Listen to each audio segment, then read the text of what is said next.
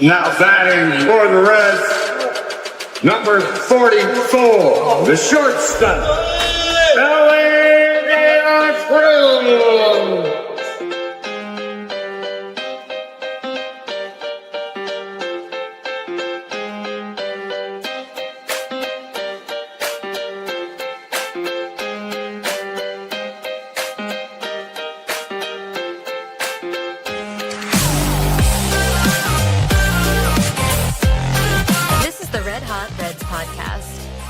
Here are your hosts, Ricky Logan and Roger Straz.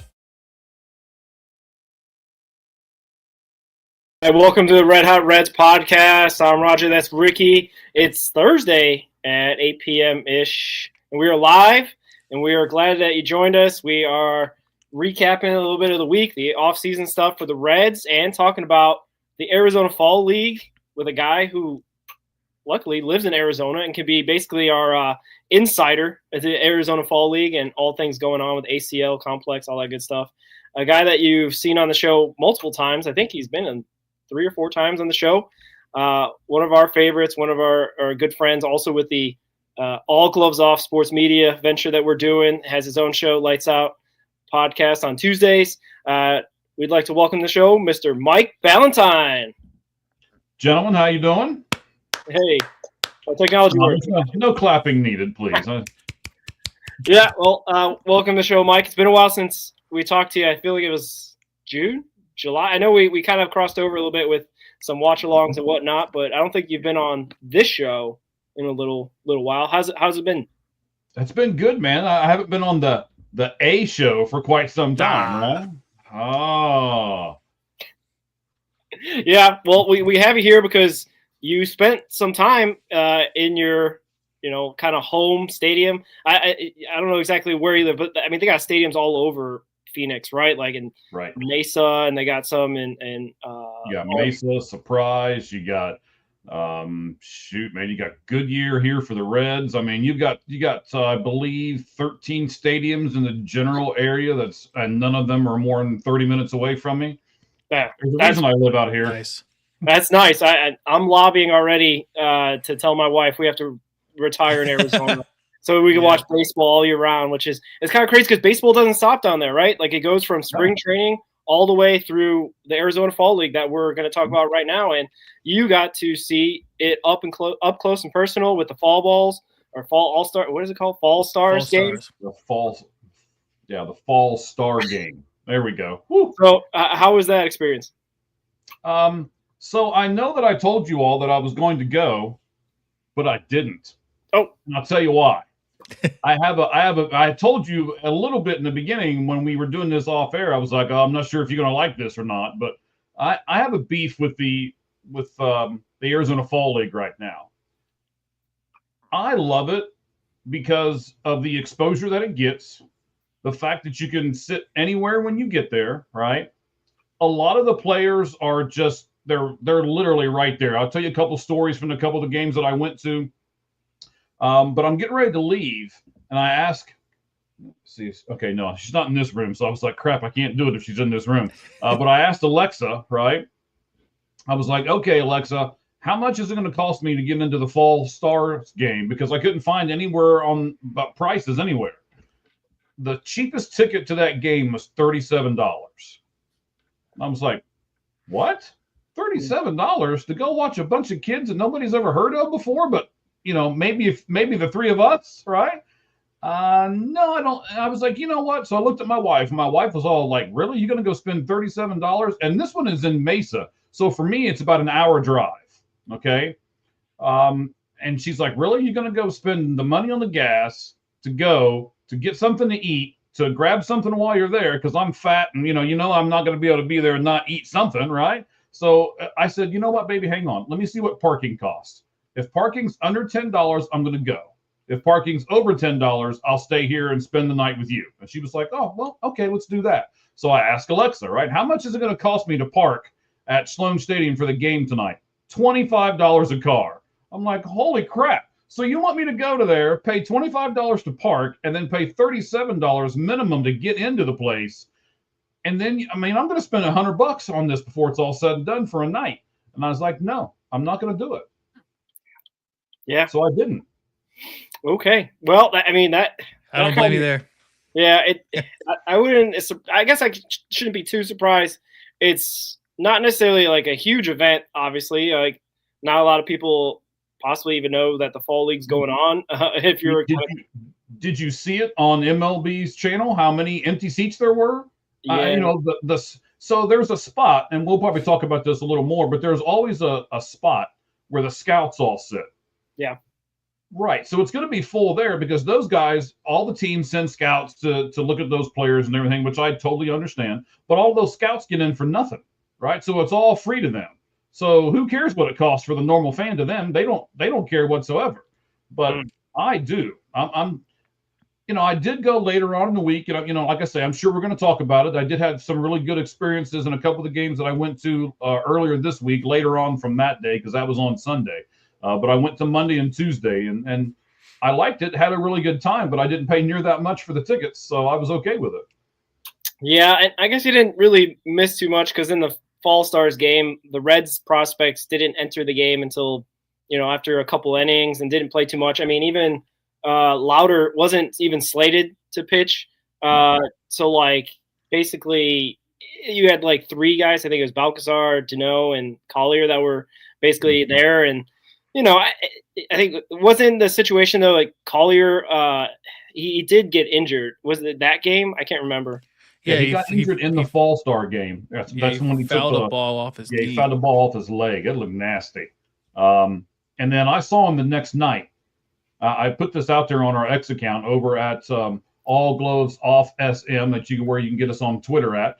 I put that out on the game that I went to the Monday following. He was there. He was in street clothes, but he was there. And I asked him, I was like, man, how's the leg? And he's like, I'm probably going to be in the lineup tomorrow. And I said, oh, well, okay. And I've got the phone out and I'm doing stuff. And he looks at me and he goes, are you putting that out on social media or something somewhere? And I was like, yeah, I got my own account and I flip the phone around and show him. And he's looking at stuff and he's actually going through my feed and everything. And I talked about you guys and he's like, oh, okay. So he's like, don't put that out there. He says, can you just put out there that like I'm in street clothes or something like that? And that's fine. And I'm like, yeah, I can do that. So that's what he asked me to do. So I'm not going to be like, oh, no, I've got the scoop, right? So, inside information. Yeah, insider stuff, right? Yeah. And so he ended up signing for me. Duno ended up signing for me because that's what I'm going for. I love the game itself, but, you can kind of sort of see it. That's not even a quarter of the collection. I have probably a good 250 to 300 cards in this room that are all autographed, and the majority of them are Reds players and prospects. So I got 2 more Colliers that I'm going to add to my list. And I got a Duno card that I'm going to add. I got autographs from both of them. Lauder wasn't there either game. In fact, I finally asked the bullpen guys because, I don't know how much you guys know me pretty well. Your audience might not, but I literally walked right up to the bullpen and I was like, okay, so I'm looking for Lauder. I'm looking for this guy. I'm looking for this. Where are these guys at? And none of the Reds bullpen people were there Monday or Tuesday. And they're like, no, they're all gone. You won't see them anymore. So I'm like, oh. Well, all right. So if they're all gone, then I don't really care, and that we're all good. So like he's going back home. I'm guessing is that what you're trying to say? Like he's done with Arizona. From what I gathered, he was at the complex. So he was at Goodyear's complex because the one guy said if you want to get a hold of him, you might try the complex. I think he's still there. I was like, oh well, I don't really need to go all back there because they're a little funny about that kind of stuff. You show up at the complex, and it's not like they don't know what we're trying to do, right? It's not like I'm showing up to watch them do batting practice on the back fields or something. They know we're showing up trying to get autographs and stuff. So a lot of times they either close it down or they just shoo you away before he gets out there anyway. So it's not much of a chance to get anything. But I was trying. Lauder was the guy I really wanted because I have several cards from him. So I was trying to get his autograph. And you guys will figure it out because both of you, and I say it again, both of you are going to come out here during spring training this year, and you'll see that the pitchers are much harder to get autographs for than the hitters are. So I was really trying to get Brett Lauder. Yeah, for sure. Yeah, I'm already looking at the flights. Allegiant's got some directies straight to. It's not Phoenix. It's what's AZA or A? I forget. Anyway, but then there's Mesa. So yeah. So they have a hub in Mesa, and as you land, you'll be able to see the Cubs Stadium that's in Mesa. So it's all in this general vicinity. It's not very far from me. So if you fly in with Allegiant directly to there, I'll come pick you up and we'll bring you back here and we'll do some stuff together. Yeah, and the games that you did see, like, was there anything outstanding that happened? I know the Dano has kind of been struggling of late. Were you able to see the game that he hit the triple, or was it a different game? So I should have. I was stupid. All right, I'll just admit this now. They put out the lineups for every game, and you can go get a photocopy of the lineups for every game. That way, you can sit there and okay, I know who's batting next. I know who's batting next, because there are a lot of people that are there that I even talk to don't know the prospects very well. So you have to have like a list of the prospects, right? Yeah. And they had Duno at playing first base. And I got there and I did the same thing you just did. I was like, what? Duno's going to play first base? And it was a misprint.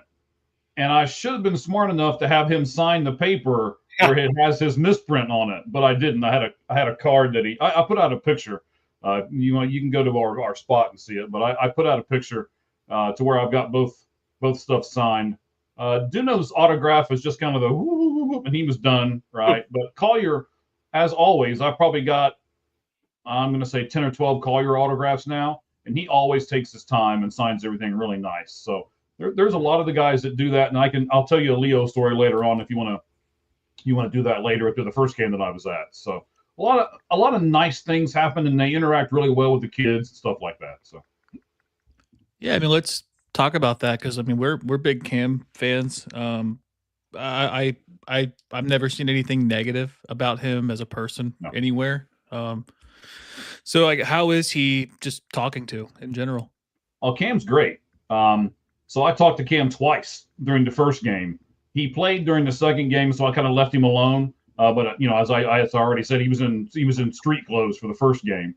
Yeah. I was shouting at him back and forth from the stands, and he was on the field with Leo Balcazar on the field, and he was helping him stretch out and stuff like that. And he was literally shouting stuff back at me. I was like, how's the leg? And he's like, oh, it's fine. I'll probably be in the lineup tomorrow. And we're shouting stuff back and forth, and it's kind of like the people who are like, you stink, from one side of the stadium, and you do too, right? That kind of thing. So we were shouting back to the third base line where everybody was warming up. So I don't have a negative thing whatsoever to say about Cam. I really don't have a negative thing to say about any of those prospects in the fall league this year.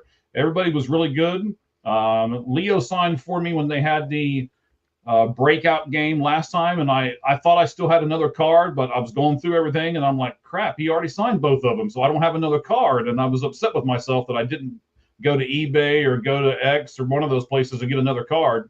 And he would have signed for me.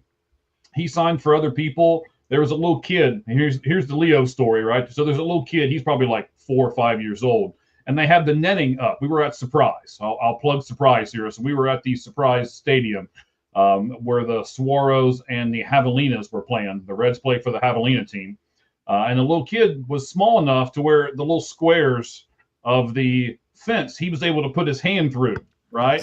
So he put his hand through, and he kept going, fist bump, and everybody would fist bump him as they go by and everything. And Leo fist bumped him and then stopped, and he said something in a different language. I assume it was Spanish. I don't, I should probably know more Spanish than I do living in Arizona, but I don't. And the guy threw him a ball, and he ended up giving the little boy a ball right there. He signed it and then gave it to the little boy that was doing all the fist bumps and stuff. And that little kid ran up and down the aisle and up and down the aisle. He was just so happy and jumping all around. And it's like, that's what the fall league's about. So that's the great story behind it and what it can accomplish. That little kid is never going to forget the name Leo Balcazar for the rest of his life.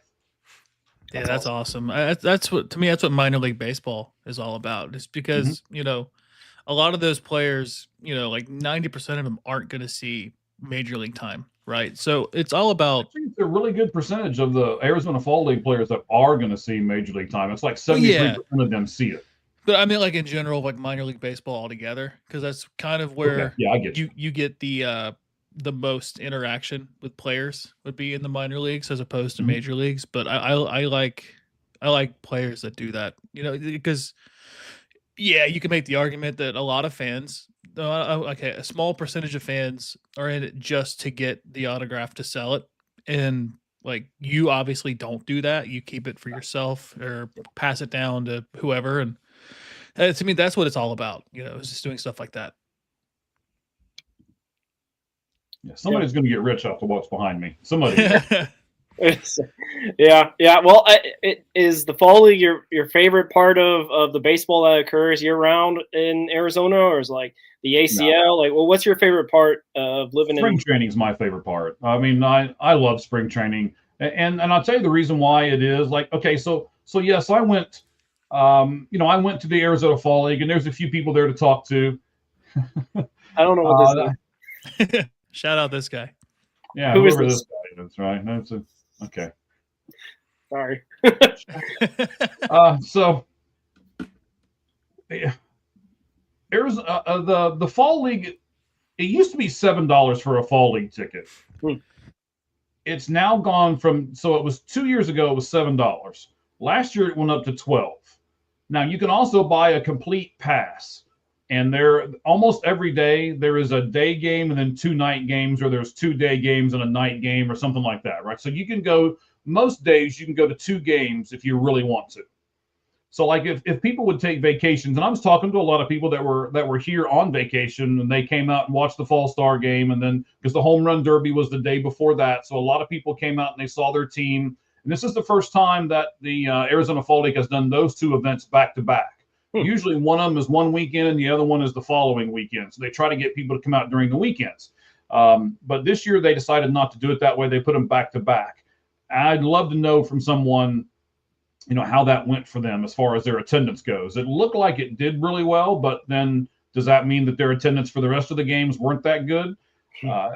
I'm not upset at them. They have to do something like this, but I have my days off from work are Sunday and Monday, and they don't usually do much on Sunday, and then Monday is a day off for them. So it kind of stumped for me this year because I didn't get to see a lot of games.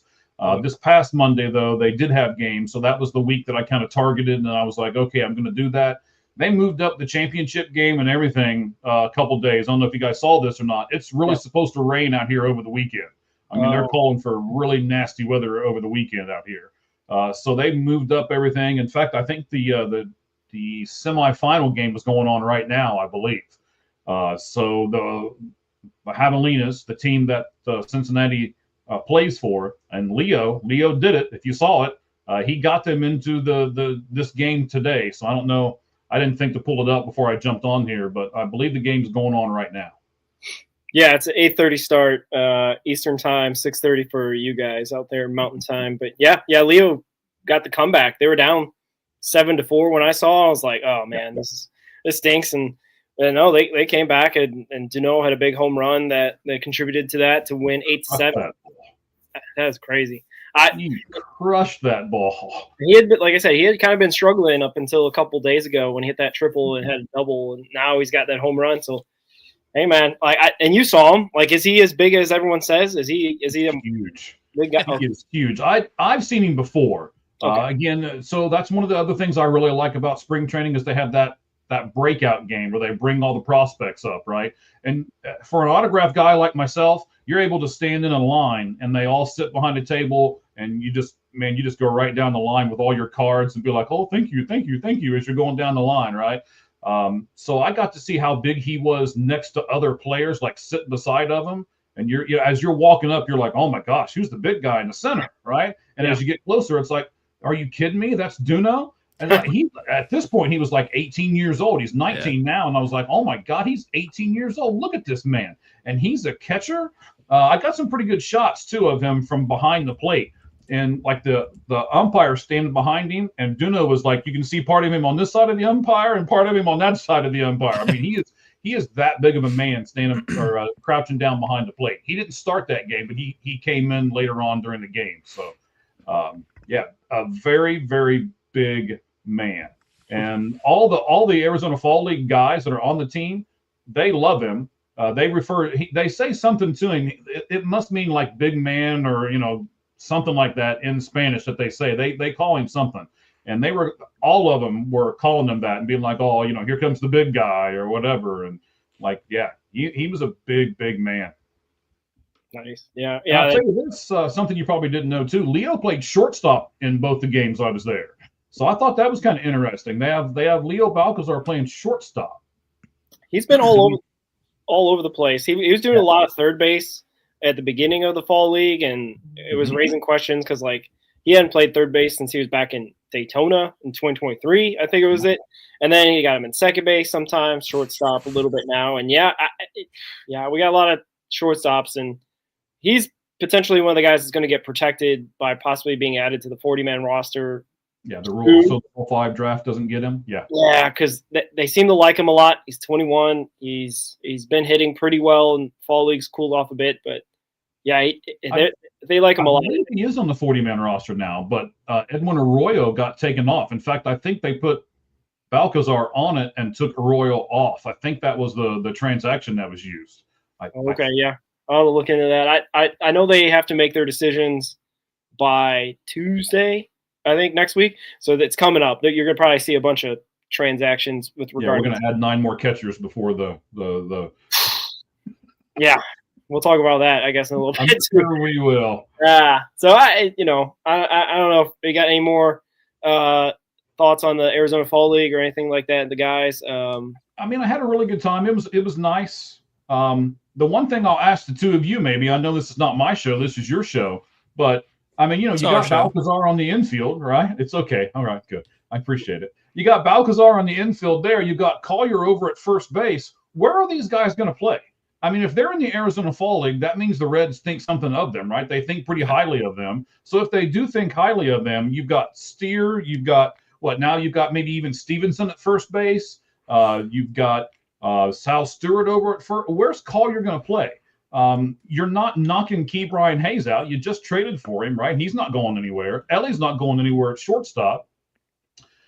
McLean, I don't know how much of a leash they're going to give McLean this upcoming season, but can Balcazar play second? Can Collier play second? Can we move Steer to second? Which is, I mean, I have a whole shelf of Matt McLean over here where I've got all kinds of stuff signed by him. I love him, but if he's not going to do well, then we've got to make a decision about Matt McLean. And what do you guys think about, where's Collier going to play? Where's Balcazar going to play? And I guess here's the follow-up to this, right?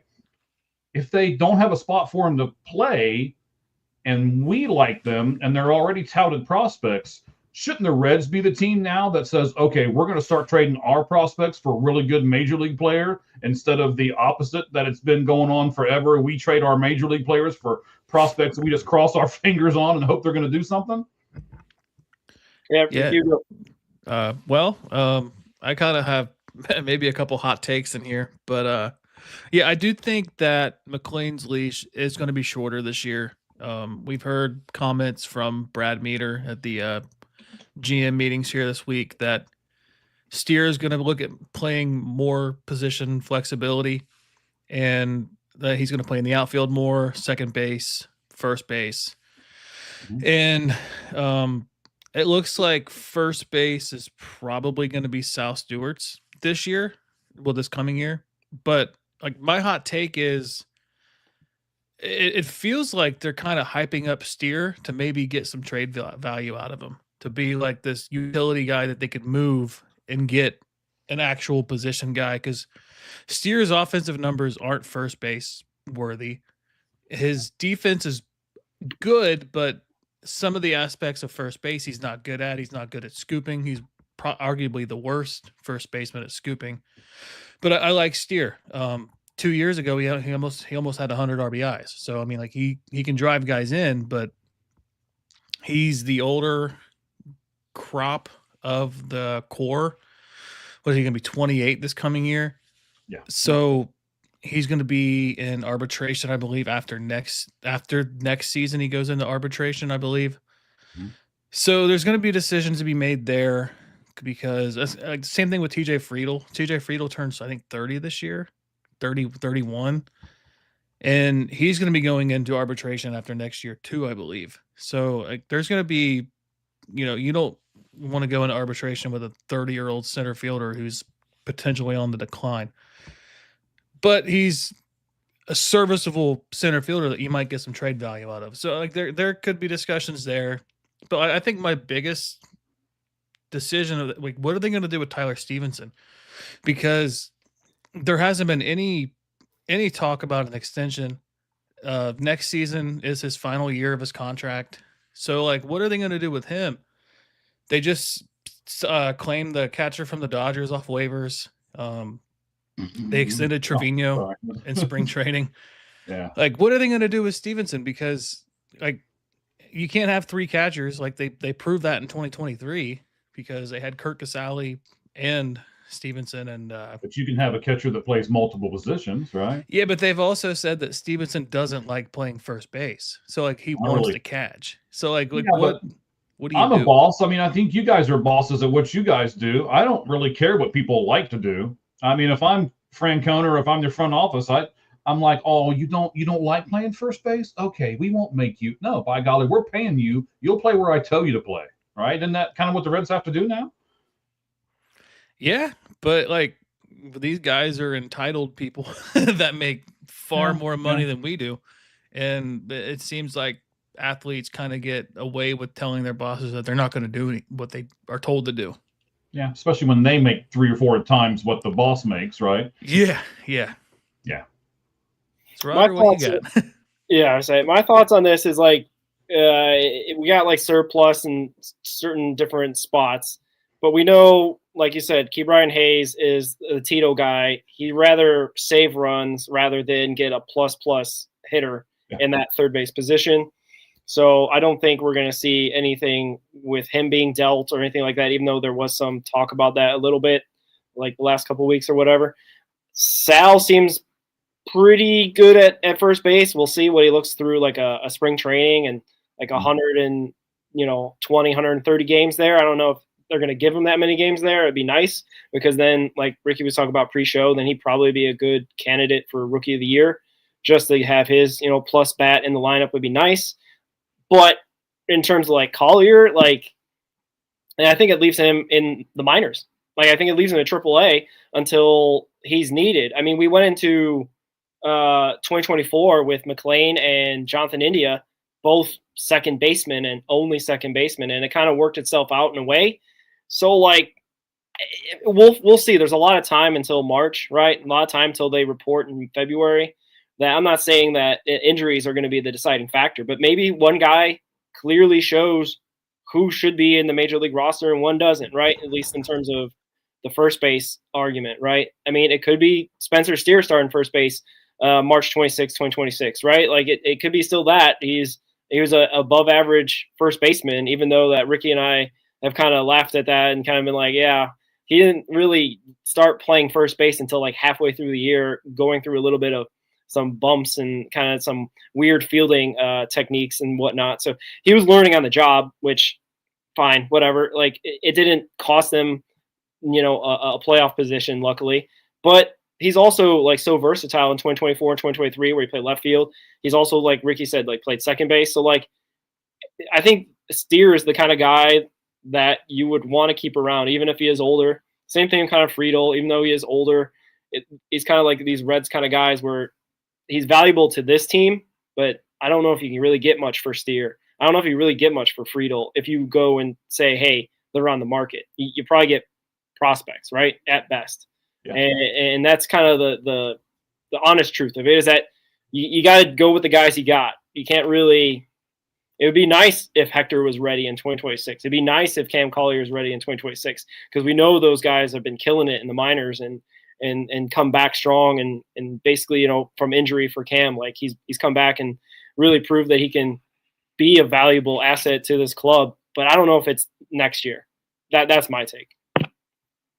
Yeah, I mean, so then you're kind of feeding into me a little bit here, right? So I believe the same thing that a lot of you guys are saying. I don't know how much you can get for Spencer. I don't know how much you can get for Friedel. So you keep those guys and you trade the kids, right? You trade Collier and you trade Balcazar and you trade them to Oaklands of the world and these teams that are willing to give up Brent Rooker. I mean, I've been pushing for Brent Rooker forever. But wouldn't you do that? Wouldn't you give up Collier and Leo and, I don't know, throw in Williamson or throw in – I'm not going to throw Lauder into it or I'm not going to throw Burns in there or anything like that. But I might even be I mean, if I can get Rooker, I might even give you Collier and Balcazar and Petty. And if you give me the major league guy back, I think that's where the Reds need to be right at the moment. We need to trade some of our kids to get a person that fits our major league roster. Yeah, but then you're looking at it as the Reds are going to spend money too, and to get a major league player, it's going to cost a whole lot more than a prospect would, and that's the one thing that they're not going to do is pay for the major league player. I mean, we're looking at it like Hunter Green's going to make like $8.5 million next year, and they're wanting to trade him. Like they're not going to trade. It's insane. They're not going to. I know you guys have been talking about this forever. They're not trading Hunter Green. No, they're not. They're not. Mark Sheldon already came out today. He said like that was just kind of like it would make sense to trade him to get trade your top tier pitcher for a top tier bat. But like the value of Hunter Green's contract, you're never going to see that again. Nobody is going to sign that kind of contract. And I just, we'd have a better chance of signing a Nick Castellanos for $8.5 million and signing or trading 3 prospects for somebody who's going to make $15 to $25 million. Yeah, but Brent Rooker's already signed. He's got 2 more years on his contract, and he's like, I don't know. I think he's like $33 million for the next 2 years. They did the unthinkable with Martinez, right? I mean, we can do it again. They signed Moustakas, and that was a bust. They signed. Some people would even say Nick Castellanos was a bust because of how it was done and how we traded him away and all of that. So I don't know. I think if the Reds are going to do something, they have to do it right now. This is the time before Ellie gets too expensive. So this is their window. And if I'm not saying to go out and sign Kyle Schwarber, and I think we're going to talk about that. I have another person that you've set me up really good for, by the way. I can't wait to go back to some of these conversations we've already had because the guy that I think they're going to sign is probably going to shock you a little bit. It was on the Lights Out Sports podcast. If you missed it, we did. I won't say the position group yet. I'll save it. Fair. Yeah, we're definitely going to get into what, like, realistically the Reds should be going for, what their rosters kind of look like. We're kind of already touching on that a little bit with this team. But before all that, Ricky had a kind of a thought-provoking thing that he saw, I think it was on X or whatever. Yeah. Go ahead, Rick. Yeah, who would be – I saw this on a Reds Facebook group. It was who would be your Mount Rushmore of Reds in the GABP era? And for mine, I picked Joey Votto, Brandon Phillips, Aroldis Chapman, and Johnny Cueto. Adam Dunn was really close. I was debating on him and Cueto, but that's my Mount Rushmore. I don't know, Roger. I don't know who you had. Manager for me would be Dusty Baker. Yeah. Dusty Baker. Yeah. Okay, so it's from 2003 on, right? Because that's when Jerry American Ballpark was made. And I don't know if you want my silly answer or my real answer, because the real answer is pretty close to what you've got. Maybe throw in, I don't know, maybe like a Homer Bailey as like a outside looking in. I don't know, like, Trevor Bauer's one season. The 2020 season only. No, like, and I'm trying to think of some other guys, like, Suarez. What the heck, the outfielder, Jay Bruce. Jay Bruce would be in there. In the Hall of Pretty Good. Yeah. Yeah. Same with Adam Dunn. Adam Dunn got he's in the inner circle. Is there like a extra level for a Hall? Yeah, so they have like their top 4, and he got voted in higher than Tim Wakefield did. Oh, okay. All right, there you go. And he also won an Oscar as a producer and was in what's it called, Dallas Buyers Club. So like he's a man of many talents. He's a pretty good country singer too. Is he really? No, he looks like Toby Keith. That's why I said it. He won an Oscar. He's from Texas, right? Like, so he's kind of, he might have that in him. Maybe not necessarily does it for for money, for public. That's back when the Reds like scouted Texas heavily, because you got Jay Bruce out of Texas, Homer Bailey out of Texas, Adam Dunn out of Texas, and you just don't see them scouting Texas guys anymore. Yeah. Well, hopefully we bought enough time for you there, Mike. Do you have a Mount Rushmore of guys since 2003, since GAP? I would agree with everybody. I mean, obviously Joey Votto's got to be there, right? Brandon Phillips has to be there. The guy who is the best overall, not just Reds player, But when we're talking about spring training and all this kind of stuff, Brandon Phillips is like no other. Brandon Phillips interacts with all the people. He'll take pictures. He'll like I've seen Brandon Phillips come up to the on deck circle and not even watch the at bat before him. He's just talking to people in the stands the entire time he's in the on deck circle. I honestly, I think it kind of upset the Reds at times that he was so interactive with everybody because he wouldn't pay attention to what was going on the field a lot. Yeah, but Didn't hurt his performance. no, it did not. He didn't have to pay attention. That's what I was going to say. He didn't. Oh, and by the way, do you guys know? Let me give you a Brandon Phillips piece of trivia. I'm also a big WWE guy. Okay. Do you know who Brandon Phillips is married to in real life? Yep. Jade Cargill, is it? Cargill. That huge. She's huge, man. She's bigger than all three of us put together. But you know, she's all cut up, man. But they're married, so that's like, wow, okay. Why wasn't Brandon bigger when he was in ball? I mean, what was going on there, man? Well, so I guess she was taking all of his supplements too. But anyway, so yeah, you can AI cut that one up here later on. That'll be good, right? Yeah. So, but yes, That'll be the one clip he sees. There you go. Yeah. I love Brandon. I got tons of his autographs over there too. I got an autograph story about him too. I had shoulder surgery in 2014, and I took my mom to a game, and my mom's diehard Reds fan. She grew up, the 50s. She was born in the 50s. She was a young adult in the Big Red Machine era. She was in Paris Island when they won back-to-back in 75 and 76. And we were first base side, 2 rows back of the tarp. And Billy Hamilton, it was like his second year, I think. So like the crowd swarmed him. And then off to the corner, you see Brandon Phillips signing. I'm like, Mom, get up there and get his autograph. And she gets up there and, she tells him thank you. And he looks at her like those words are foreign to me. Nobody ever says thank you. And he had the biggest smile on his face. And I think that probably just made his day. Yeah. You'd be surprised how many of the people, even in the fall league and stuff, were just like pushing people out of the way and trying to get autographs and everything else. And I'm big enough to where once I get up there, you're not taking my spot, right? Once, and I'm nice to everybody. I always say, get the kids first. That's kind of my thing is I'll usually be the, I'm first the adult there here at the moment, right? So you guys know what I do for a living, so I get up there and push my way in, and then I'll let the kids get in front of me. And a lot like Duno saw me let all the kids up in front of me at the fall game, and that's the whole reason. The only person that he signed were the kids and me, and then everybody else was like, Mr. Duno, Mr. Duno. Nope, and he went right to the dugout, and I wanted to be like, nah, but I, see what happens when you're a good person. Well, that's kind of what I hope anyway. I mean, so the Rushmore's got to be Votto. It's got to be Phillips, right? I would put Chapman up there. I'd love to have Chapman back. I would put Chapman up there. And then I got a couple of one of them I don't think any of you mentioned so far. So, in fact, I'm not sure if either of you mentioned them. I think I'd put Gino up there. I love Gino. Mm-hmm. Gino Suarez I'd put up there. And then my honorable mention would be Raisel Iglesias, which I don't think either of you mentioned either. He's a pretty good force for us. I mean, he seemed to always give up a run and he made it interesting, but he still got the save all at the same time. So I'd put him up there, I think.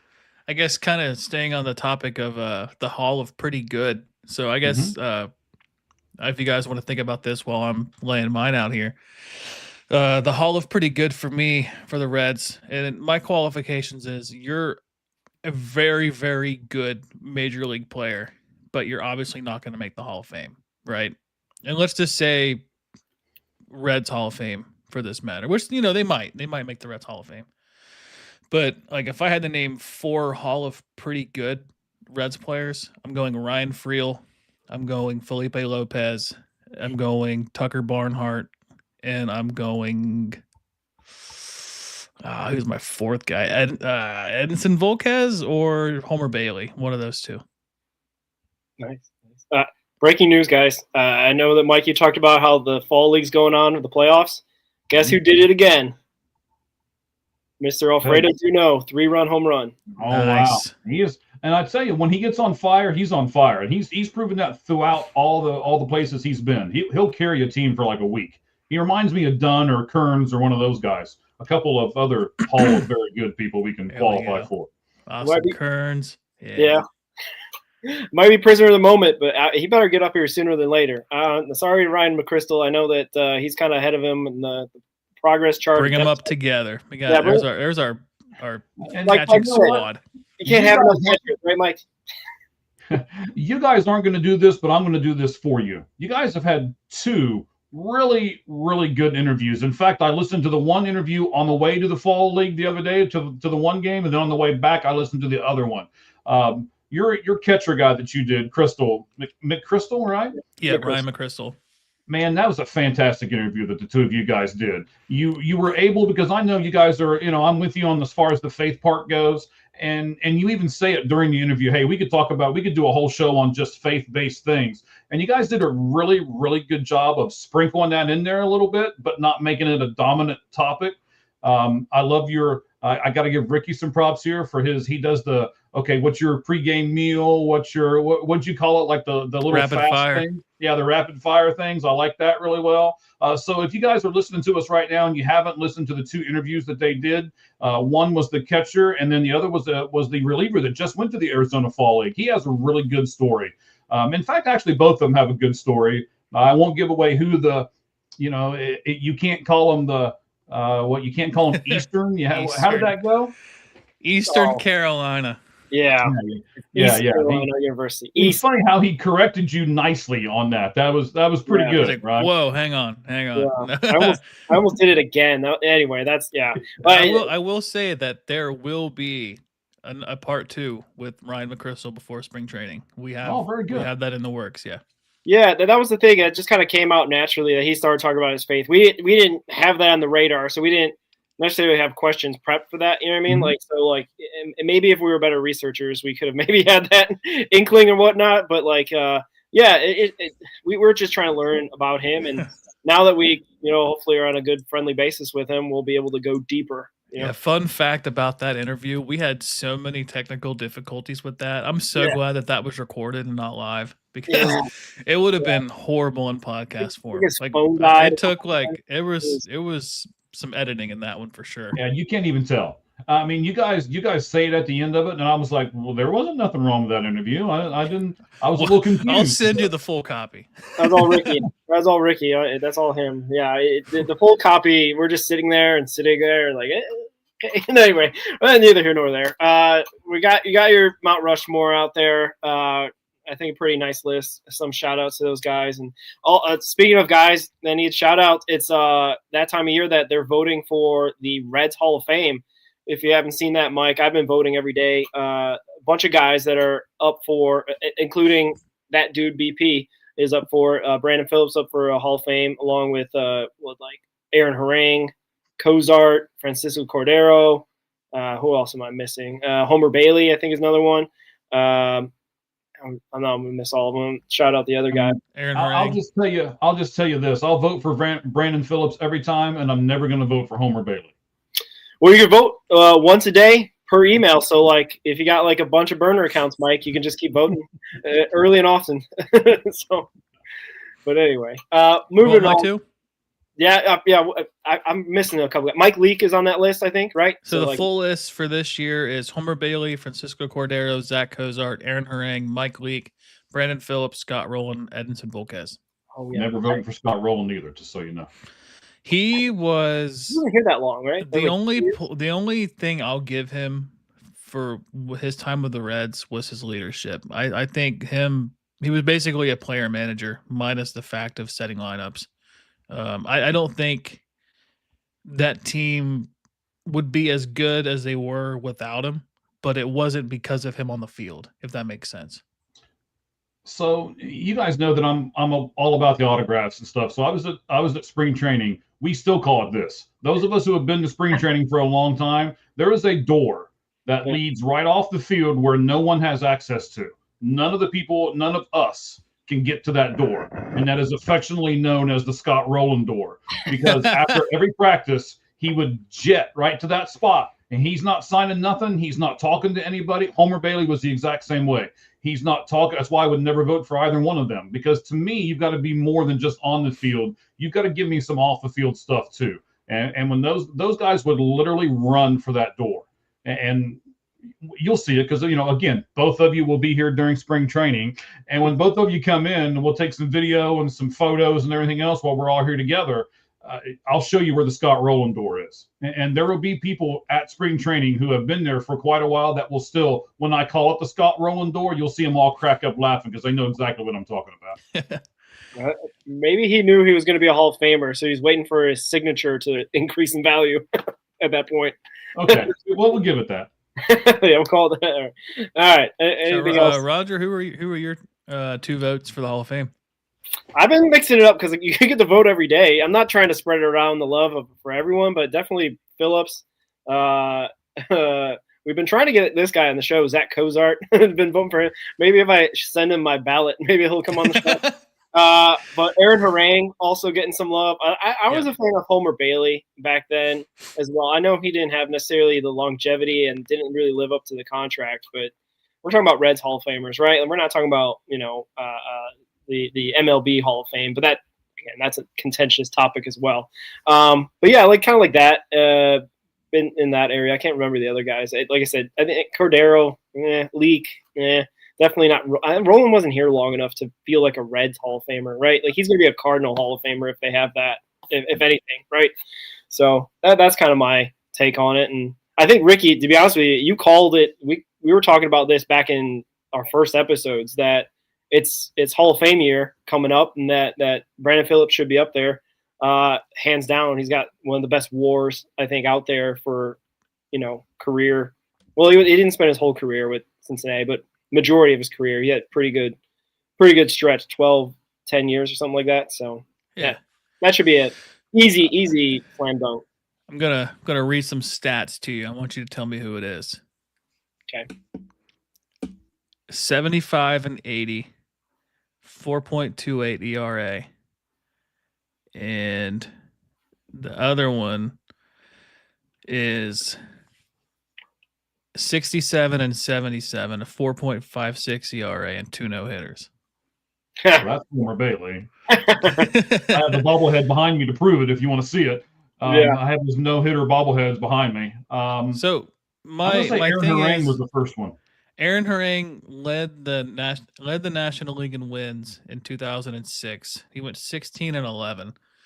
Had the team had been a good team, he probably wins 22 games that year. Yeah. And you could probably make the argument that there was a few seasons that he could win 20 games.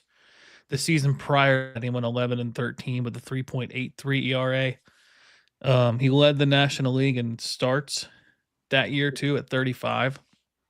He did kind of have some injuries towards the tail end of his Reds career. I think Steve Offenbaker on the Locked On Reds podcast had said that. I remember this too. There was a game where the Reds played the Padres in San Diego, and it was like a multi-extra inning game. And he warmed up the pitch and came in the pitch, and he was honestly never really the same pitcher after that, which is weird. But yeah, I mean, Aaron Harang is, and I'm guilty of this too, is probably the most underrated Reds pitcher in the modern era. Like at least 2000 on. Yeah, and he gave me the other qualifications too. If you remember when they started doing the Redheads, the kids club or whatever, he was the guy who took that banner on. And he was also the guy who did a lot of military stuff. He gave a lot of tickets away to military families and stuff like that during his tenure. So I kind of want, like I said, that's why I love Brandon Phillips so much. You've got to give me a little bit off the field too. And that's why I wouldn't vote for Rowland or Bailey. But you give me Brandon Phillips and you give me Harang, and those are the 2 guys I want to see. Shout out to Aaron Harang. That sounds like a pretty good case for Hall of Fame for at least what I've seen. I mean, I know, I haven't necessarily voted for him every day, but maybe I will now going forward. But my only argument against Homer Bailey is that if you take away his 2 no-hitters, and that's going to be a qualification for the Reds Hall of Fame, is they're going to take into account, fans are going to take into the account of moments, right? And they're going to say, oh, Homer Bailey threw a no-hitter. Okay, Homer Bailey threw 2 no-hitters. And then they're going to be like, okay, he got a contract. He had a really, really good game in the playoffs. I think it was 2010 against the Phillies. He had a really good game. They brought in Cueto out of the bullpen, I believe. Like that's how that was a good rotation that year. But you take away those 3 moments and he's had a really kind of a subpar career. And I honestly I don't think he would be on the list had it not been for the 2 no-hitters. I agree. And he's a jerk. Get that out there. Anyway, clip it. So many times have I seen, like, it used to be in spring training, they had to pass right past the fans in order to go from one field to the next field. And he would literally, he wouldn't say a word. And he would go all the way across on the other side of that little hallway thing to where he wouldn't have to touch anybody and no kid could touch him and the whole 9 yards. And it's like, you're just a jerk. Right. Well, transition. We're going to have talk about the modern day Reds, the 2026 Reds. We touched on a little bit of kind of what the roster could look like. What kind of realistic additions, free agents, trades that could happen for this team in this offseason before everyone, pitchers and catchers report in mid-February? What do you think could happen, Mike? Well, let me get my notes out from the show, right? Hang on here. I'll give you the exact thing of what I think could happen. So we're doing a thing on the Lights Out Sports podcast. You can join us on Tuesdays at 6 p.m. Mountain Standard Time, and it's like 8, I think, for you guys on the East Coast now because the time change. Yep. So we're going to do the top 5 at every position on Tuesday night. So this past Tuesday we did the top 5 first basemen.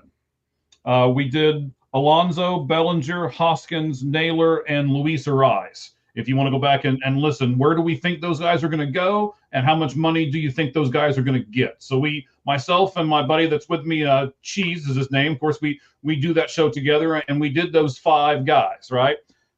I picked one of them to be a Cincinnati Red because of his versatility. You guys talked about this earlier in the show, right? Tito loves his versatility, people. And this guy can play first base. He can play all 3 outfield positions. If you want to platoon him with Friedel, you can. He's the left-handed power bat that we need, but it's going to cost money.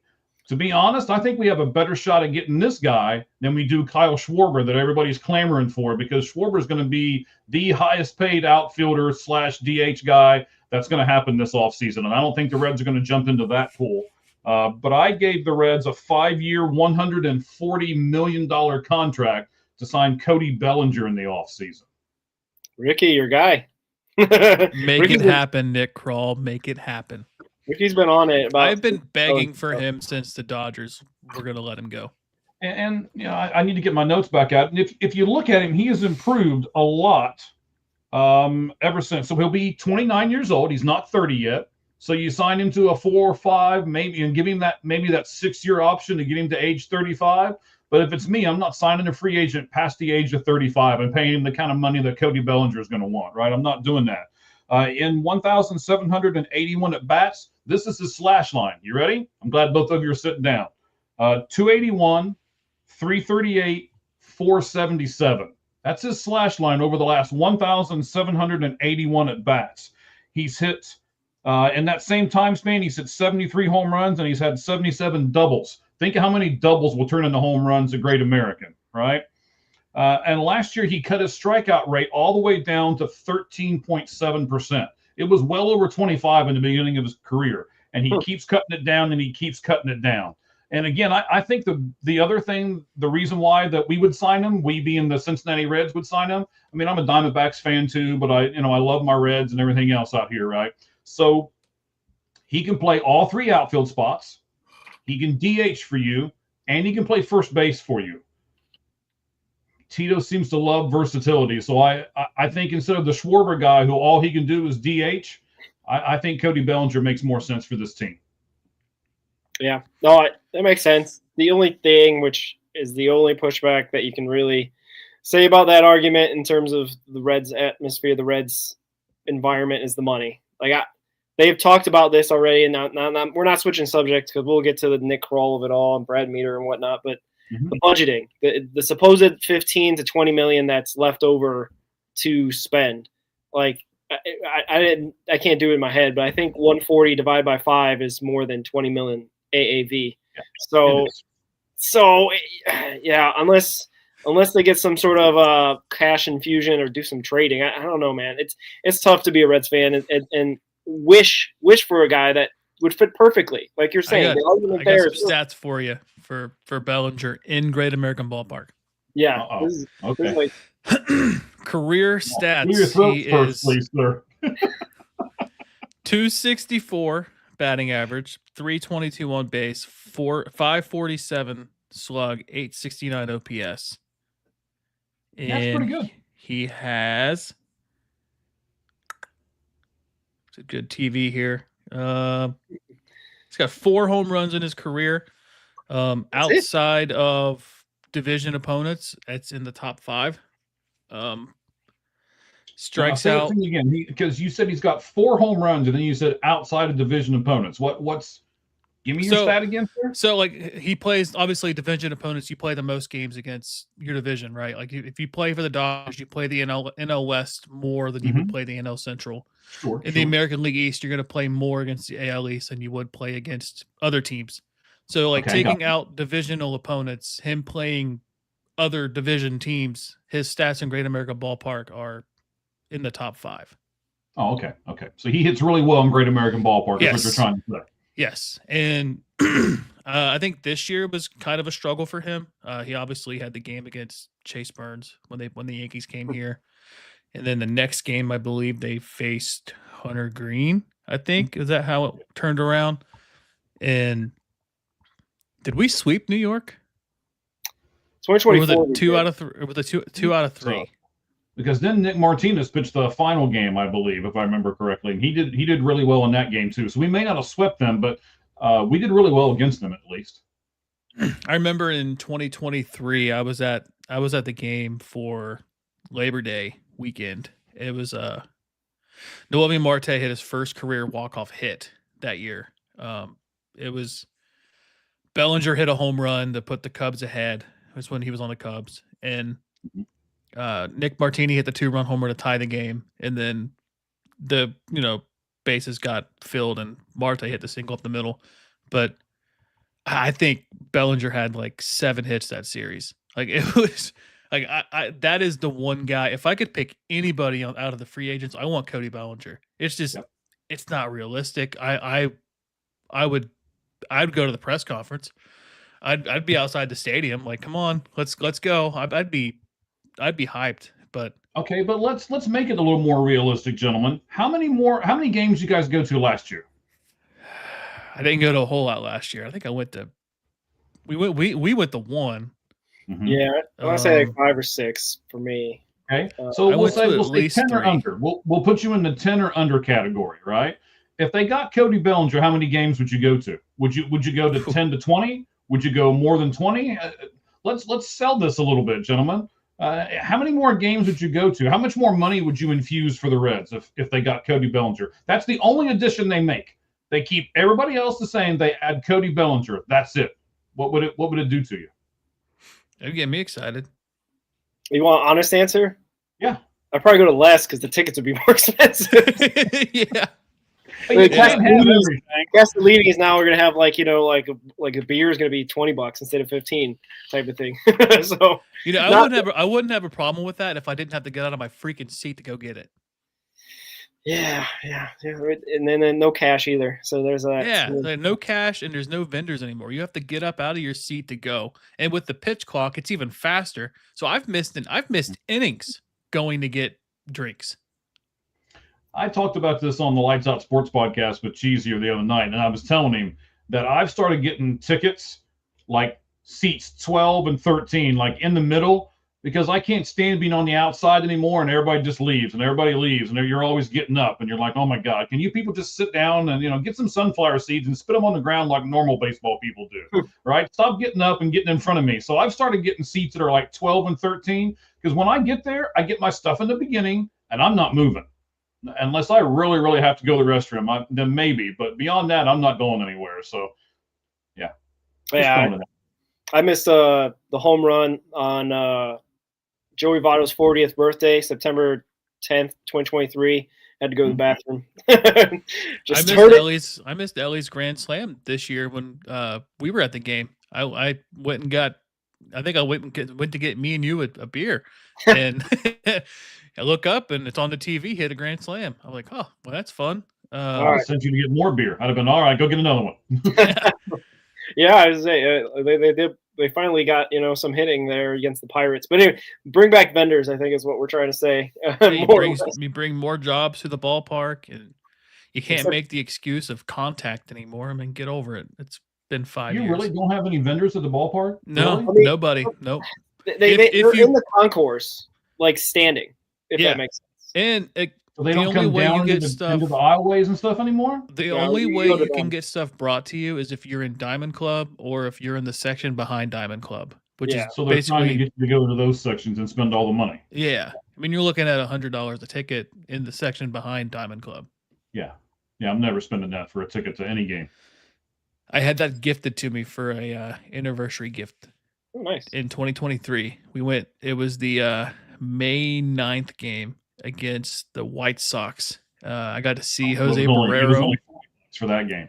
No, it was like 96. My brother bought them for me. It was me and my wife. We went, and my wife was a big Nick Senzel fan. I was a big Jose Barrero fan. So we got to see them play for the last time. Yeah. I know the running joke will be, though, if they do bring back vendors, is that they can't afford then Cody Bellinger because they got to pay the vendors. They got to pay the vendors. That's what the jokes or the reality. I don't know. Sometimes the jokes have that little grain of truth in them. You know what I mean? But anyway, point being is that the Reds realistically, they should be in the market for a Cody Bellinger. But like more realistically, I know you've been on this path, beating this drum, Mike. Like Brent Rooker is probably realistic as well, or something of that kind of Taylor Ward, kind of that range, not the top end, free agent, so to speak, but maybe the middle tier type of thing. Is there another guy like that possibly that comes to mind that is realistic for the Reds to get? If obviously the Yankees are probably going to try to bring back Bellinger or something like that, or God forbid the Dodgers or whatever, right? I think there's a couple of those guys. Here's the guy that I don't want to see, but I'm just going to say it right now. I bet you start hearing them. The rumors are going to start because he's 29 years old and he's another good center fielder that can play everything. You watch. The Reds are going to start going after Trent Grisham. But yeah, that's been talked about a bunch. Right. I can see him going to get another guy that I wouldn't mind, even though he's 32 years old. Ryan O'Hearn, I think, would fit here pretty well because he can do a little bit of both. And I was gonna say this guy because I really loved him and I loved his dad. And I just like the way he plays. I like the grittiness that Mike Yastrzemski plays with. But I didn't realize Mike Yastrzemski's 35 years old. Yeah.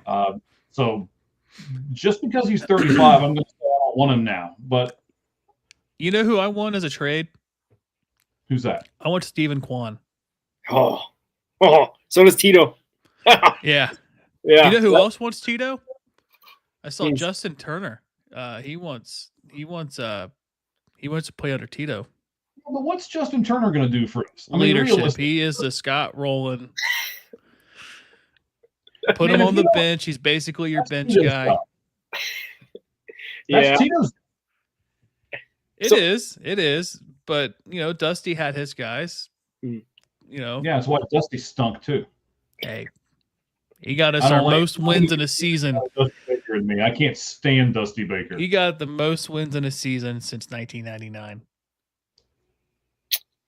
Shout out Dusty. I have updated. But all right. I have updated stats on Cody Bellinger. So the page that I had wasn't updated until 2022. So these are more accurate, and you're gonna love this. All right. Shout out characters at Daytona. Say they actually do some customer service down there. So if you go to a Daytona game, you can get the food delivered to you, not necessarily have to. When you guys come out during hurricane season, it'll be the same way. You guys come out here for spring training and just hang out wherever you want and put your hand up, and they'll come right to you. And we got some good vendors out here. I know it sounds weird, but you just wait, guys. When they come out, we'll have to take some video of the grandma. See the lemonade guy. Lemonade, just like my grandma made. You wait. We'll take the video. There's a guy that does the chicken dance when he does his video stuff. There's some colorful players out here. Well, there was a famous clip I saw from 2 years ago. It was Giancarlo Stanton in spring training, and you hear the guy, the vendor's like beer, beer, beer, beer, beer, and then instantly the smack of the bat for a home run. Like that was awesome. But here is the updated numbers for Cody Bellinger career in Cincinnati. 339 batting average, 39 hits, 9 home runs, 24 RBIs.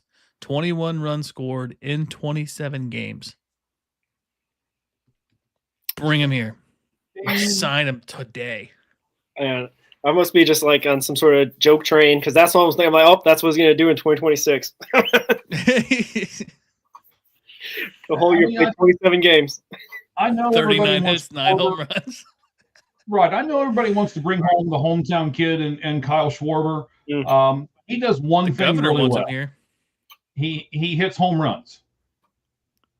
I mean, did you see Wine with the Wine tweeted that he wants Kyle Schwarber back in Cincinnati too. Bring him home.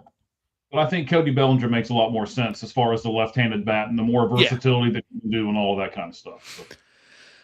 Schwarber's the story. You know, you bring him, he comes home, plays for his childhood team. Probably doesn't hit 54 home runs again, even though it would be incredible. But he probably has a better career with the Reds than Jeimer Candelario and Mike Moustakas combined. That's a low bar to have, but Cody Bellinger is the kind of guy you could sign and he'd be an all-star his first year here. Mm-hmm. Yeah, for me, Bellinger makes a lot more sense. And Schwarber's price is going to go up because he finished second in MVP voting. So, like, there's that aspect as well to be like his agent is not going to be like, yeah, I'm going to take less money to go to Cincinnati after finishing second in voting. Yeah, right. No. Yeah. That probably happens when he finishes out his next contract and he's 40. basically signs a 1-year deal to play home. Yeah. Yeah, I can see that. I was 20, 30. Because then him and Cody Bellinger can go 3-4 back to back. There you go. There you go. All right. I think we've I've made enough jokes about all that. But let's get to this topic. Tito, we're talking about awards. Tito finished second in voting for Manager of the Year. It got a lot. I don't know about your algorithm, Mike, but it got a lot of stuff in my algorithm. Like a lot of people just surprised that he was even nominated, that he made the top 3. And basically a lot of people in Cincinnati have a lot of takes on Tito coming back out of retirement, thinking that maybe everything's a little bit too much for him. Maybe he's 70-something years old, or 60-something. I forget how old he is, but he's getting up there in age and whatnot. 68, I think. Yeah, so like there's that kind of discourse out there about him as well. But he did get us to the playoffs. He did take a team that not necessarily was major league hitting team. They had good pitching. I think he managed the pitching staff pretty well, especially like the bullpen. But what is your take on him finishing second in Manager of the Year voting? Okay, your fan base is not going to like me right now because I think Tito's overrated. Our fan base. I agree. Our fan base agrees. Yeah, I don't agree, but Tito's one of those guys that you want to play for. Yeah, as a player, Tito's that guy that you want to have as your manager. But he's not a very good manager. He does a lot of things wrong. He manages the game really bad. He seems like he is old school, and that's it. Like he doesn't even look at it, and he probably can't even spell analytics. Like he doesn't look at it, right? He is just that guy, and he's like, oh, I'm the So on the Lights Out Sports podcast, you'll see that I do a lot of analytics stuff. I love stats. And that's one of the reasons why Cheese and I do so well together, because he calls it the eye test all the time, right? Well, I just look at what they do on the field. And that's what Francona gives me the impression that he does, right? He just looks at people on the field and is like, okay, well, this guy, I like him, and he can do this, and he can do that. There's one exception. Poor Will Benson. I don't understand why he didn't get more of a chance, but he seems like he gives everybody else the chance except for poor Will Benson.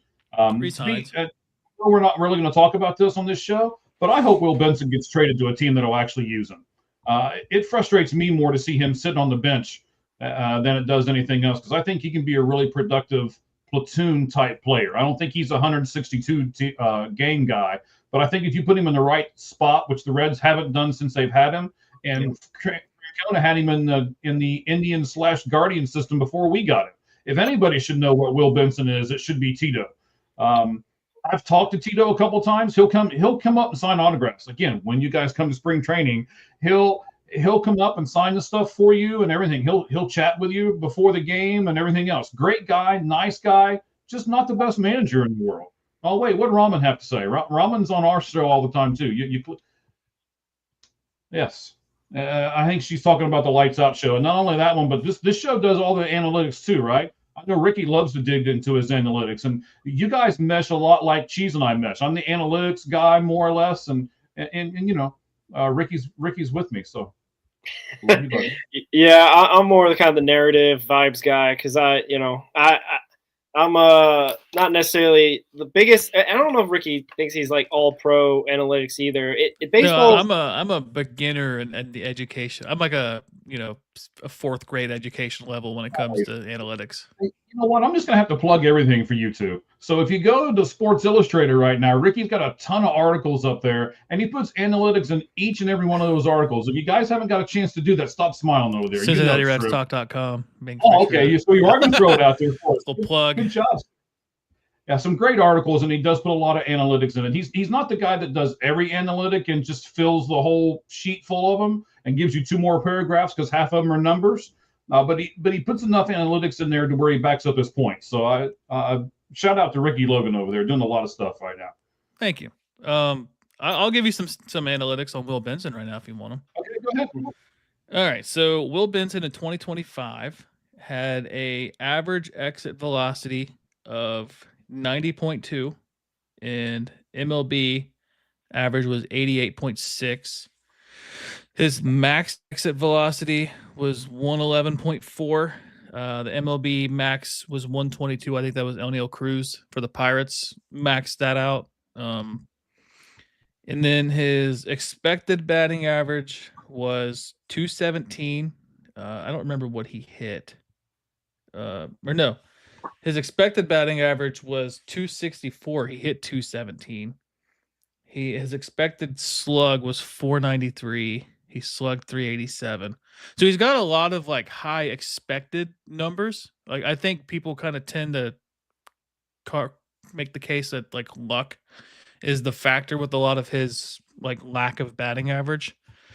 His strikeout percentage went down a lot from 24 to 25. He struck out 39.7% of the time in 2024. Granted, he played a whole lot more in 2024 compared to 2025, but he struck out 26.5%, and his walk rate did go down compared to last season. So in 2024, he walked at a 10.3% clip. This year it was 6.3.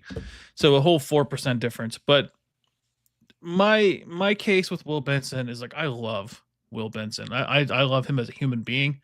I love him as just a person. I don't know what he is. And I'm not trying to like make it negative. It's just 2024 was he basically told David Bell, like, I want to play every day. And they kind of had to play him every day just because of the injuries and stuff in that season. But him versus lefties was atrocious. And, like, it's not a bad thing to be a platoon hitter. Like, guys have made careers being platoon hitters. Look at Ref Snyder for the Red Sox. I mean, he's going to make some money in either in free agency this year or next year being a platoon hitter. And, like, the problem is when, like, the problem with this season is they basically had 2 guys that did the same thing, and that was him and Jake Fraley. Obviously, Jake Fraley's power numbers were down. He didn't hit a home run until he had that grand slam versus the Mariners. So that was pretty deep into April. And I don't know. I feel like in my mind, I would have picked Will Benson over Fraley way earlier in the season. Like, my issue is like, not only is it Will Benson, it's also Rhys Hines. Like, look at the season Reese Hines had in AAA. He wins the Louisville team MVP. He hits like 304, 20-something home runs. He's the second bat ever to have a 2020 season. Why he got less at bats than Blake Dunn did? Like, why was that? Like, what happened there? Like, is like I guess my overarching thing is it Tito or is it the organization? Because they have this philosophy of level swing, line drive, and we've heard Sal Stewart say miss hits or home runs. Like, is that it? Like, is that the reason why? Is it not only Tito? Is it also Crawl and Meter and Valleca and whoever else is in charge of making decisions like that? I don't know the answer to that, but I'll tell you this. We were talking about great big guys and how big Duno is. Wait till if he's still here, wait till spring training comes and I get the attention of Will Benson and he comes over looking like a WWE wrestler in a baseball uniform. That man is, not only is he huge, he's just as big as Ella De La Cruz is. He's 6'5", yeah. He's a big guy. Yeah, there's not much difference in the two of them, except Will Benson looks like he could just run over the rest of the team in one fell swoop. I mean, he's huge. He has a so I know the story a little bit. He has a necklace on has a sun on it for Benson. He was one of those guys way back when in spring training, the guys used to live with different people when they'd come out here. There was no hotels and stuff for them to stay in, so they would have to be hosted by a family. And so there was a really old couple out here, and you'll probably see it if you come out here at the right time. She'll come out to the game and he'll pick her up and like hug her. And I mean, he just looks like he's going to kill her. She's like 90 pounds soaking wet, right? But I guess that was the family that he stayed with for his first year when he came over to the Reds. And she bought him a big sun that he wears around his neck. If you've probably seen it if you look at it close enough, pictures of him and stuff. He has a big sun on a chain.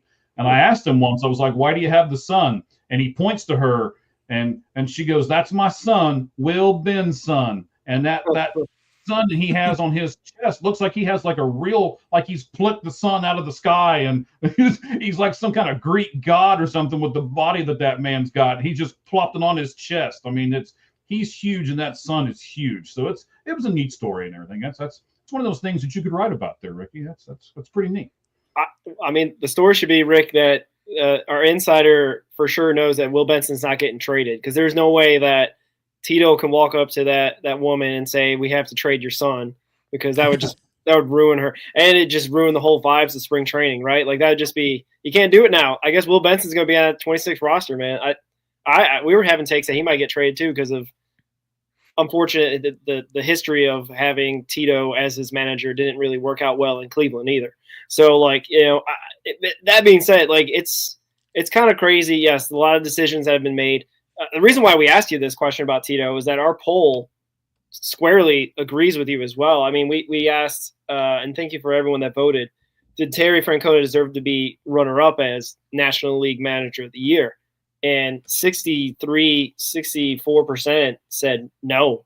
And I don't think that's a no, he deserved to win, because there was one guy that did say that, kind of turning the question on its head. But I think a lot of people in Cincinnati, I'm not out on Tito. I like to think he's got some rust from like missing a year and, having his health issues and maybe not being in tune with the game of baseball necessarily. I like to think hopefully he'll get a little bit more moderation with this. I think next year will be different. I like to think so. Like I feel like they really kind of are trying to establish a culture of like, trying to be accountable, trying to not make mistakes on the base pass, mistakes by striking out as much. Like he's trying to reset, because we've seen a bunch of talented Reds teams in the past look like that they just don't have the fundamentals, right? Like they just don't look like they can play baseball. We're trying to, I guess, aspire to that Tampa Bay Rays, Milwaukee Brewers, where they're doing it with guys that are fundamentally sound, playing solid baseball. Not necessarily the flashiest guys, right? Not necessarily the guys that are going to be at the top of the home run charts or the MVP charts, right? But guys that will play solid baseball 162 games a year. I'd like to think that's what this is, like a reset year. If you make the playoffs in a reset year and you can build on this next year, I like I said, and we talked about this other shows, 90 wins. 90 wins is what they got to do. If they fall short of that and kind of get in this 83, 84, 85 range, I think that's disappointing. And then I feel like the criticism of the front office and, obviously, the, managerial decisions can really be brought out there and say, hey, what are we doing here? Yeah, so everything you just said kind of is why I believe he deserved to be in the running. I don't think he deserved to win. Obviously, I think that Pat Murphy obviously outmanaged everybody in baseball, and you can make the argument that the Marlins manager should have had more pub when it comes to voting. $45 million payroll, and they almost made the playoffs, and they saved our season. They're the reason why we made the playoffs. So give him a vote just for that. To me, we didn't see the Tito that you see on a team that he's been on a team for multiple seasons. We saw a Tito trying to get comfortable with players, not try to overstep. He really loved Santiago Espinal. And I think next year being more comfortable around the guys, more the players being, knowing who he is, I think we're going to see the fiery Tito next year that we saw because what did he get ejected one time, twice, maybe? And I'm not trying to compare him to David Bell, but like David Bell's thing was like, I'm not going to show you in a press conference, but I'm going to get fired up on the field. And he's the leader of all time ejections for the Reds for a reason. But like, we didn't see Tito really kind of like make any like dramatic decisions. The worst decision he made all year, in my opinion, was Ian Jabot on opening day.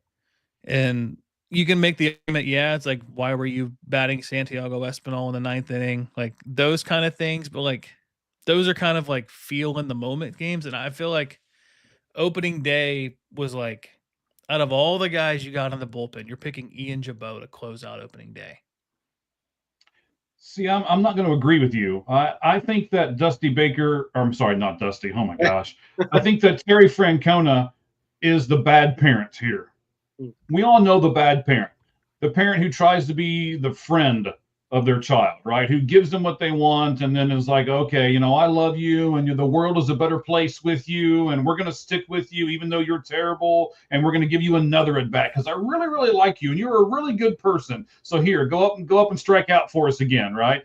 That's not what a manager's there for. The manager shouldn't care about if the guy's nice or not. That's for us. That's for the fans to go, yeah, I like that guy because he's a nice guy, or I don't like that guy because he's a nice guy. The manager's job is to win. The manager shouldn't care what those players think about him after the game or during the game or whenever it is, during the offseason, whatever. He shouldn't care. His sole job is to win a game.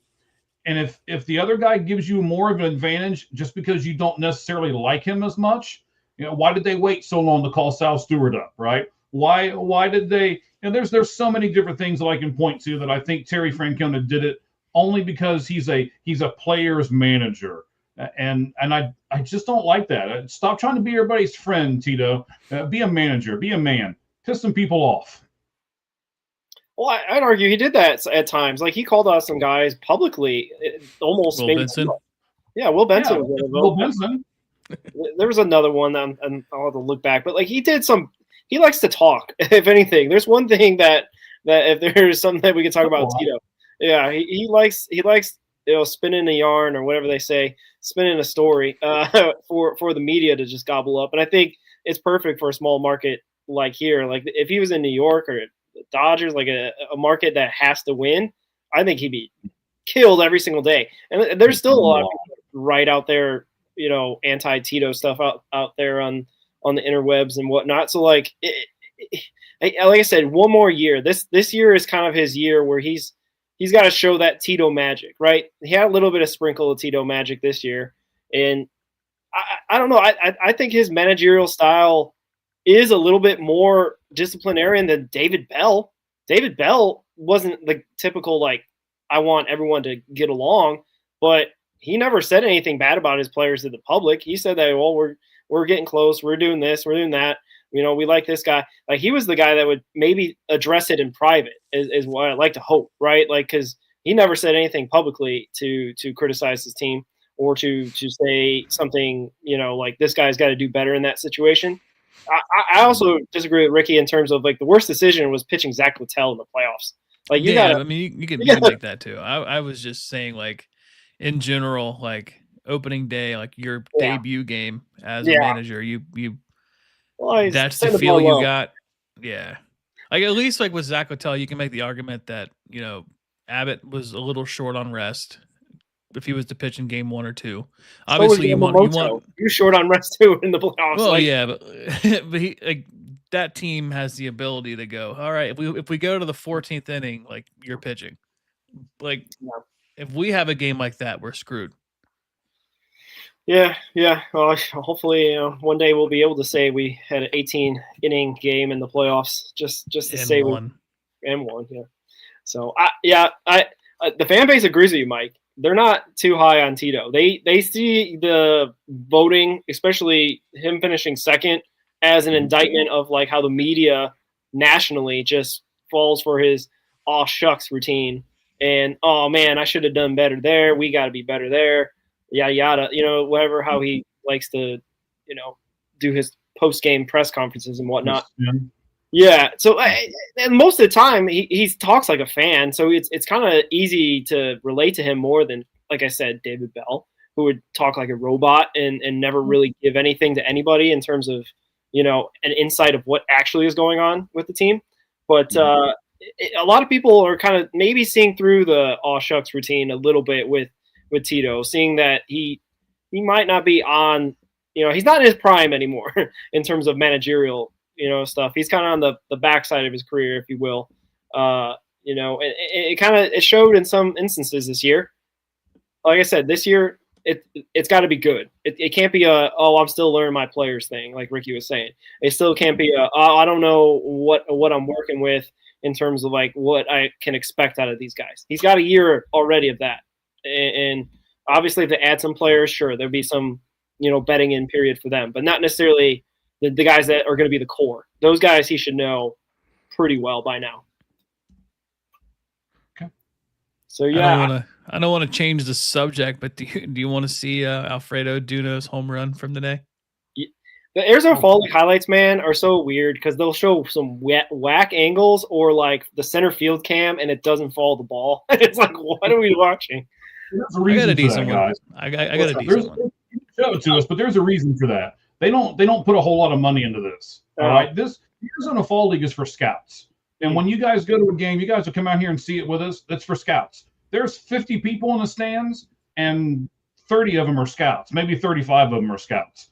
So that's what this league is for, basically, more than anything else. It's for the scouts to be able to. Oh, there's actually.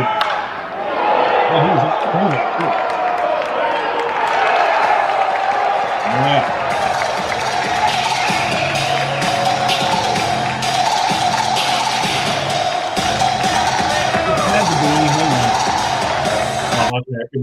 It looked like it was from Peoria Sports Complex, and they have a couple of these showcase stadiums out here. Salt River Field, which is where the Diamondbacks and the Rockies play. It's a new high-tech stadium, so it's got all the camera angles. That's where the championship game will be played. The one out in Mesa, where the Fall Stars game was, it has a little more fluff and flair to it. It's a 15,000 person stadium. The rest of them, there's not another one that's over 11.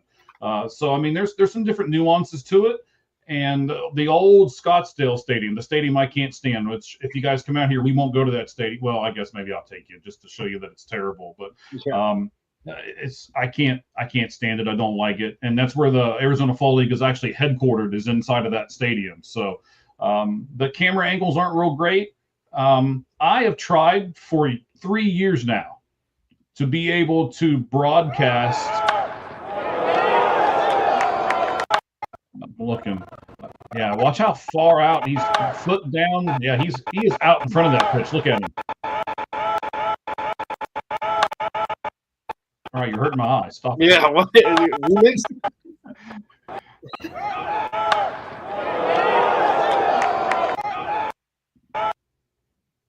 See, now you saw he's out in front. He was way out in front of that pitch and still cranked it out. Yeah, he's a strong guy. The power he possesses is massive. He got a lot of swing and miss too. Yeah. He walks a lot though. Right. So he's like Kyle Schwarber, but he's a lot cheaper. Hey, there you go. There's our Kyle Schwarber. He's signed already under We'll contract. we'll see him in 3 years. Oh gosh. No, I don't think it'll take 3 years to get in here. I really don't. Well, he'll be in Dayton this year. Potentially gets called up to Chattanooga if he plays well. So we'll probably see him in AA/AAA next year. So yeah, it could be. I don't think so. I think he'll go right to Chattanooga this year. That's a possibility. He's on the fast track to get here. If they're going off of the last couple of bats he's had, yeah, he should be.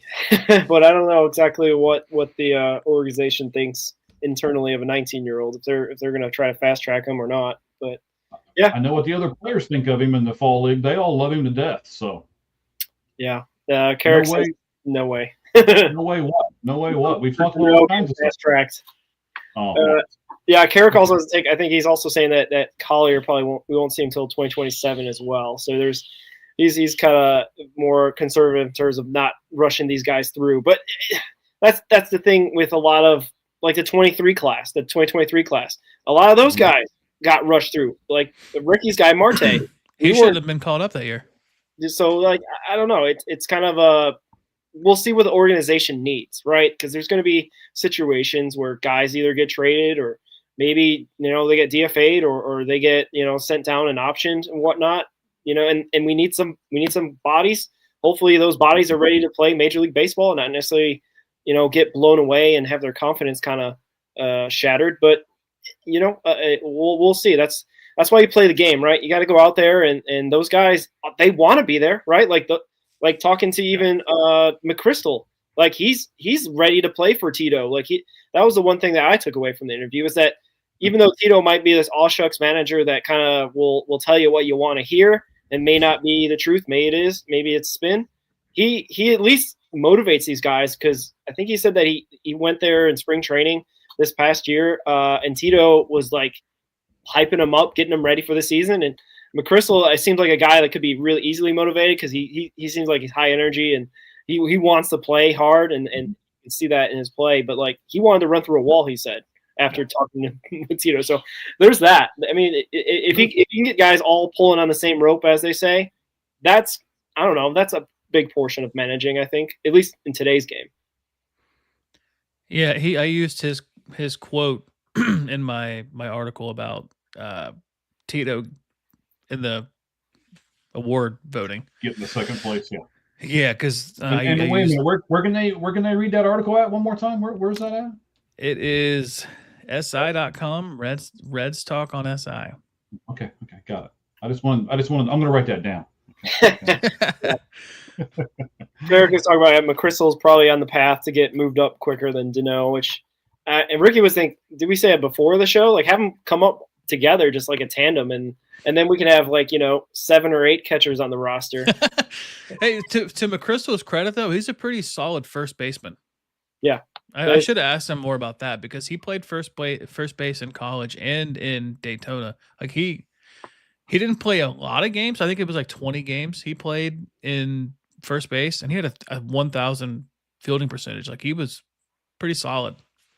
And if Dano is called up to Dayton, he probably will play first base there as well because that's what happened in Daytona. He played first base a lot because he was splitting time with Dano. So like if they're kind of this tandem that kind of moving together at the same pace, so to speak, like it could be McChrystal's more looked at as a first baseman, which with Collier and South Stew and Steer, I guess we can't have enough first basemen as well. I don't know if you guys have looked at numbers. I'm a big numbers guy, right? Your interview that you did with the reliever from the Arizona Fall League is just a few ticks under 100 right now. So guys, let's get that over 100, right? That was a fantastic interview. You guys will really love the fact that he has to put one shoe on before the other one and stuff like that. So yeah, what was funny about that was we got almost the same answer from Ryan McChrystal. It was his the was left opposite, with the left. and you guys didn't pick up on it because I'm screaming at the when I was listening to it. I'm like, no, I think it was Roger that said all of them, The other guy said the exact same thing, and I'm like, no, Roger, it was opposite. It was opposite, man. What are you doing? And Yeah, it's because McChrystal's left-handed. It's the same same concept. Okay. Thought process. One shoe before the other, I guess. But yeah, you're right. It's Shout out Trevor Kunsel. He's out there in Arizona. Hopefully he'll pitch today. Update: they're up 4-1 against the Scorpions, the Javelinas. So bottom of the fourth. So I know we're going to go back to this for just a second, but give me 30 seconds to tell you this. I don't like the new playoff format for the Arizona Fall League either. It used to be that only the top 4 teams, there was already a team eliminated and all that. Well, this year they didn't do that. They allowed everybody. It's like the participation trophy, right? Everybody gets to play in the playoffs. No, I don't like that, because you can have a team that's been terrible the entire regular season, and all of a sudden they get hot, and then they just run the gamut and get to the championship game. That means the regular season meant nothing. Those 30 games that they play before they get to the championship league. I don't like that concept at all. So that was another reason why I was a little disappointed with the league this year. Yeah, the Javelinas might be that team because Dano's getting hot right now. Back-to-back 3-run home runs, back-to-back games. So, hey, you know what? That's the other thing that McChrystal says. It doesn't matter how you get the job done. You just get the job done. And that's what, Tito's message is for the most part as well. 83 wins. You know what? The Cardinals won the World Series in 2006 with 83 wins. So, shout out to them for being – the D-backs got there with 84 in 2023. Yeah. So, you just got to get in to win, and you just got to have the right combination of guys get hot at the right time, because baseball is a kind of a difficult sport to win, because it could just – a ball could, kick off a guy's shoe, and then that ends up turning the game, and all of a sudden, you go from potentially winning a series to losing a series, or whatever it may be. It's just a random. The first time in a ballpark's history where a ball gets stuck underneath the outfield wall, maybe, or something like that, and all of a sudden, you can win a game, and it turns the whole series. Yeah. Shout out to Blue Jays, man. They got they had 2 chances to win at home. That's all I got. That exact play happened for the Blue Jays in Cincinnati this year. I don't know if you remember when the Blue Jays were in town in September. No, it was we had the chance to walk it off, and I believe it was TJ Friedel hit a ball into the right field corner, and it got wedged in between the bullpen gate and the padding. And the guy in the outfield grabbed it, threw it in, and then they went to replay, and replay overturned it and said that it should have been. I do remember that. That's right. They overturned it. The next batter was Marte, and he singled at the middle, and it didn't matter. We still won the game. But the fact is, the Blue Jays effectively benefited from the same call. They still lost the game, but it was also a bases loaded situation. It was a difficult situation. But I wanted to get back. This is the last thing I wanted to talk about with Tito. This was the quote we got from Ryan. We asked him about Tito, and he said, "Yeah, I'm very, very, very excited for the future of the Reds organization." This is when we talked about him, will the Reds win in our lifetime? Which is a very fun question. You ask everybody that question. And he said, "Yeah, I'm very, very excited for the future of the Reds organization. I think just like the way Terry Francona is going about things and making everybody realize that, winning is very possible, and we can win, as who we are. It doesn't matter how you get the job done, as long as you get the job done." And I think, take away, maybe you can teach an old dog new tricks, and maybe he can get a little bit more involved with some analytical stuff. But, guys want to play for that kind of manager. And if you can get guys that want to play for them, you can get guys that can win games. And then that's how you become an effective manager. And that's just my opinion. You guys are doing really well right at the moment. I don't think it has anything to do with me, but I don't know if you've looked at your stats, but you got quite a few people with you right now live. And this is a day where you guys don't usually do the podcast on this day, right? No. Yeah. Right. This was a non-scheduled throw it up, and I was taking a nap when I got this text. Hey, can you come on tonight? And I'm like, oh well, I guess I can cut my nap short. Come on, I'm getting old, guys, but all right. Yeah. Our off-season schedule has been a little bit all over the place. We appreciate all our fans and whatnot. We're really a podcast, and we try to get that out there. We're on Spotify and Apple Podcasts, just like you can find Mike's show, Lights Out Podcast. It's in the whole link Apple, tree. but yeah, like our podcast network. That's the word I was looking for. So like, check that out as well for Apple. Football with cheese. Football. I've been trying to put up his stuff more because dude, football with cheese is taking off. I don't know if you've seen that stuff. So he's a real big Fire LaFleur guy. So that's getting the algorithm excited. It's working because I've seen a lot of those takes on Twitter here recently, and it's a lot of him leading the way in that kind of conversation. Yeah. He was ahead of it. I think he wanted to fire LaFleur before the season started. Like that's how far back his going. He probably before that. Speaking of being ahead of the curve, I don't know if you remember this, Roger, but I think I may have been one of the very first people to say Styles Stewart will be on the Reds this season. Yeah, we clipped that. I think we gotta find some more clips on that. We were thinking of doing like a retrospective to find our best takes. I'm probably just gonna try to clip my worst takes because I don't know, Mike. I had a take that really bad, really quick. I was big on the River San Martin train. That happened the next day. We got waved. Next day. Next day.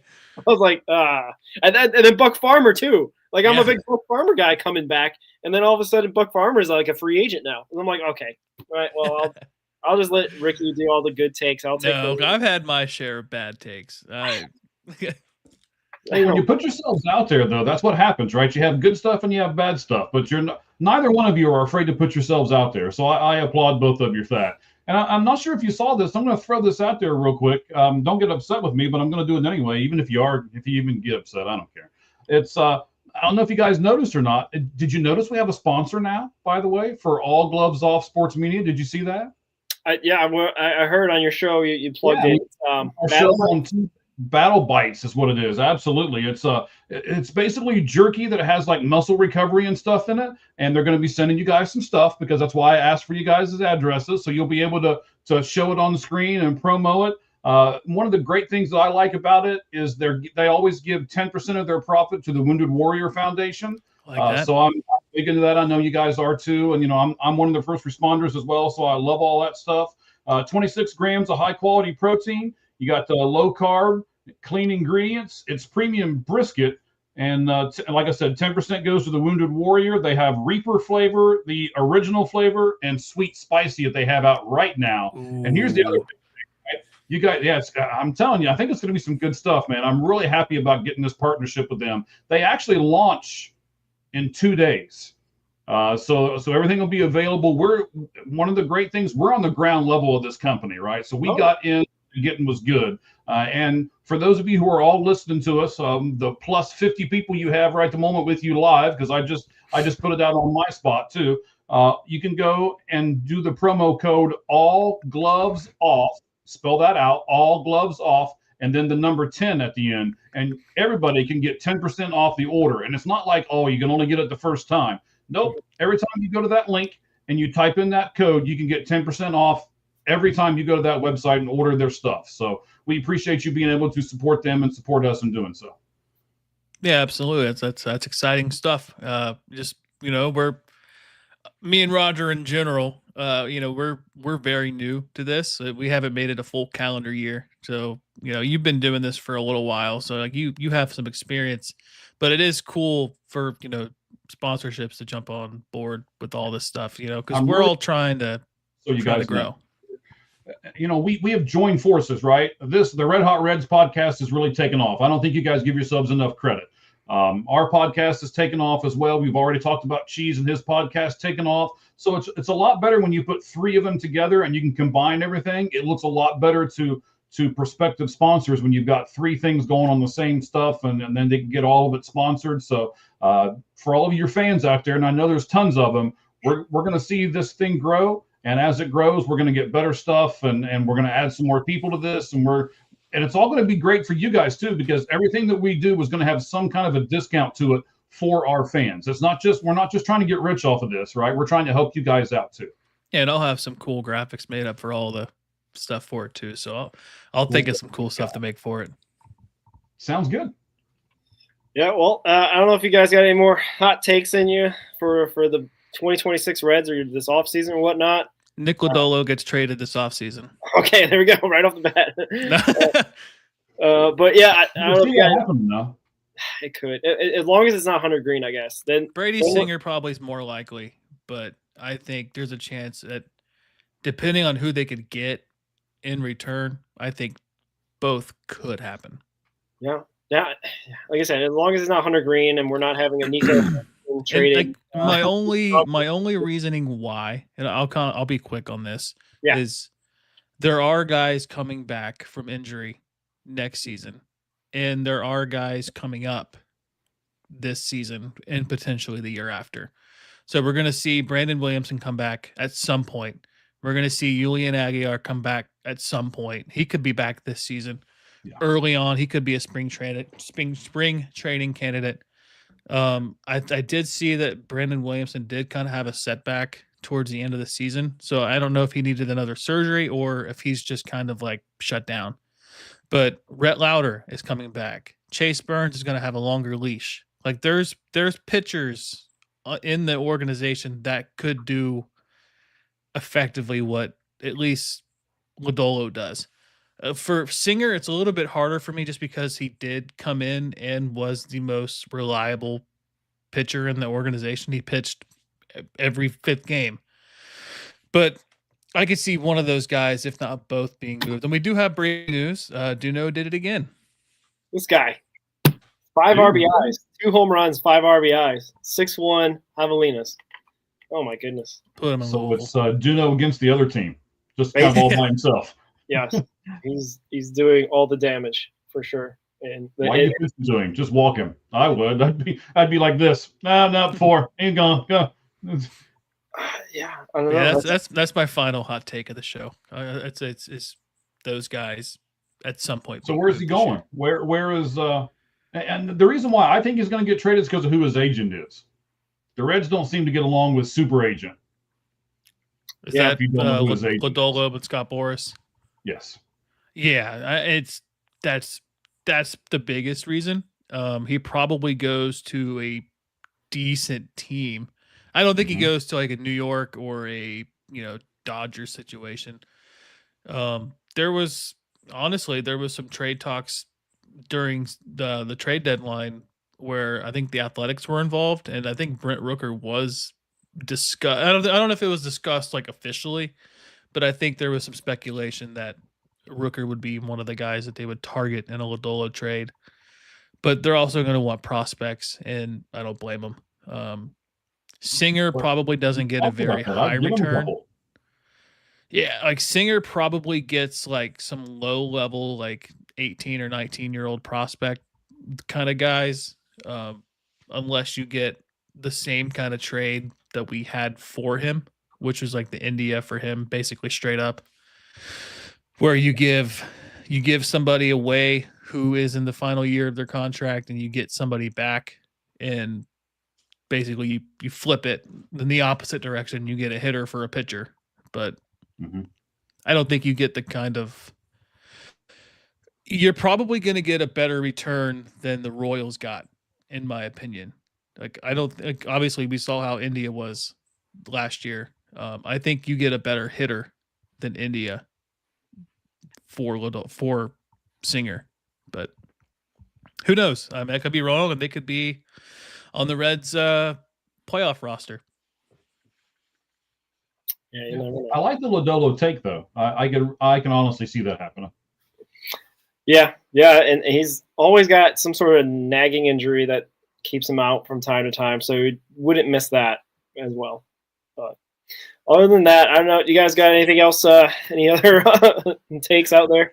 I got some more, but I'll save them for another show. I think I'll sit out this round because I'm a little bit not been on a hot streak myself in terms of putting stuff out there. If you want an extremely hot take that I just don't see likely, but I just want to say it, is CES doesn't make the Reds roster at all this year. Yeah, he's in a bad spot right now. Yeah, that's like my scorching hot take that like I'm okay to be wrong on that one, because like if I'm wrong, obviously he's going out there hitting like 25 home runs, but I don't like the way he's looked basically since he's got called up, and he's getting older, not been healthy. And then the one thing that worried me was every level he's hit until he got to the majors, right? And then he gets sent back down to AAA, and then he doesn't hit. And I'm like, okay, that's kind of concerning because Reese Hines goes from a terrible situation where struck out like 45% of the time, but then he goes down to AAA and just hits over 300. With CES, like his chase rate is so high. Like I think Red's Daily 4 posted a MLB at bat scorecard. He swung at a ball at his eyes. Like it was like here. And obviously he hit a grand slam the next pitch, but it's like you can't be a successful major league hitter if you're hitting, 10 home runs a season, but you're chasing it like a 70% clip. Like it's just not. And if he doesn't go into spring training and hit like 6 home runs, like I don't think he sniffs the Reds roster. No, he's at a spot where he can play first and third. Both those spots are abundant. Sal Stewart is a better hitter than CES, and potentially Cam Collier at some point next year. Like my take that I had a few episodes ago, Roger, was I think Collier could have a Sal Stewart type year next year because Sal Stewart last year, 2024 year, wasn't projected to do much in terms of like climbing. Like he was the 83rd ranked prospect on the top 100, and he dominated AA. And you see him climb that ranking. Manny Machado shouts him out in spring training. And then he goes to AAA and then just gets better. And, they kind of, if you don't call him up, like, are you even trying at that point, And I don't think it's likely, but I want to put the take out there that I think that he has that potential to do it to where he could dominate AA, get promoted to AAA, let's just say in July, maybe end of July, and gets hot. And then the Reds find themselves in a situation, maybe somebody like Spencer Steer gets hurt or Gavin Lux gets hurt. And then you got to have Steer in left. And then you don't sign that big free agent bat that we're asking for. And you're relying on somebody like Cam Collier to come up and be that late end of the year spark to get you going. Yeah, for sure. My hot take is the Javelinas are going to win the AFL championship. Let's go. Let's go. Just putting that out there. Do you know team MVP? Yeah, Trevor Kunsel with the save. Let's go. Oh, that'd be electric. We'll get him on the show after that one. Yeah, we should. Anyway, yeah. Anything else for me, Mike? We really appreciate your time. No, I'm going to give you one, right? So this was kind of out there a little bit, but you mentioned it, and I started looking at rosters while you guys were talking, and I'm like, I'm going to throw this out there, right? You guys, I think both of you know, Sal Stewart works out with Manny Machado in the offseason. They're really good friends, right? Yeah. So I could see Sal Stewart being traded to the Padres. So let's just throw it out there, right? Sal Stewart's going to go to the Padres. So it's going to be a package of a bunch of players because if you remember, the Padres don't have much of a minor league system left because they've traded all their guys. Mm-hmm. And they could go to a system like the Reds and be like, okay, so we're going to trade you one of our really nice major league players, and we want a bunch of your prospects, right? So Stewart, Collier, Aguilar, give me a couple of these guys. And then for me, Jackson Merrill's got to be in that trade, though. I want that guy at that price. And here's the second part to it. I know there's a guy that's there that a lot of people don't like, that they think they signed into a really big contract and he's not really living up to that. So I think the Padres would force the Reds to kind of take that contract. That's Jake Cronenworth, right? So I'm going to give you a whole bunch of prospects. I'll give you 5 or 6 of them, right, to refill your system. And then I'll take Jackson Merrill and Jake Cronenworth from you. Okay. Yeah. As much as we would hate to see Sal Stewart go, and a bunch of our prospects that we've been getting to know and whatnot, that would definitely be major league talent. We definitely need major league talent, major league power, as much as this organization keeps calling home runs miss hits. So we'll have to see. Can they take the hitting coach in that package too? Yeah, well, that's the Reds hired another coach today. I don't even know who the guy is. The guy from the Pirates. The Pirates, right? Yeah. He was a minor league player for the Rangers back in the day. Never really. I don't think he ever made the major leagues as a player. but he's been a pretty solid. He's a pretty well respected pitching coach. Well, he was in Pittsburgh and he was well respected. What? Well, as much as we dog on the Pirates, they have some pretty good pitchers in that system. It's just everything else sucks for them. Give me Brett like Strom. I did see if I'm picking a guy that's out there, give me Brett Strom in a heartbeat. Okay. Who's the other pitcher for the Pirates? That Bubba Thompson? No, the lefty. Oh, dang. Give me that guy. Give me that guy. that guy. That guy with the left hand. That guy The guy with that's the going to be left traded hand. in the next couple of years. That guy. Yeah. I'm most excited about Willie Harris being the third base coach. I'm hoping I do like like that. I that like move. that a lot. I think that gets runners moving.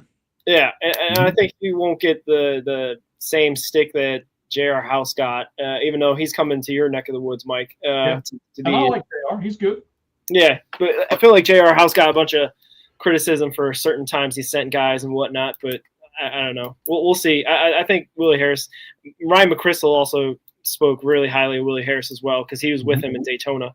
So, like, that hopefully will be a great fit, and hopefully he stays with the organization because I know he's been working his way up from, like, minor league coach to all the way up to, where he's at now. He was with the Cubs for a bit and whatnot. So, shout out to him. Hopefully he gets to stay around, at least for the Reds, for a little bit. Absolutely. But yeah, if you guys got nothing else, I think we'll end this show. Really appreciate it, Mike, you coming on, especially interrupting your nap and whatnot. So I got an hour and a half in. I should be good. You should be good. Okay, good. Don't have any double shifts coming up, do you? I was supposed to work one today. I usually would not be available on this day, but there was some other stuff that happened, and not nothing that I really want to explain to everybody. The and nap it would was bore you more guys important. anyway. But I was available. I'm usually not on a Thursday, but today just happened to work out. All right, that's Good day great. Works out overall. for us. Yeah. So we're really appreciative again, and like always, we'll sign off with the Go Reds. All right, go Reds. Go Reds.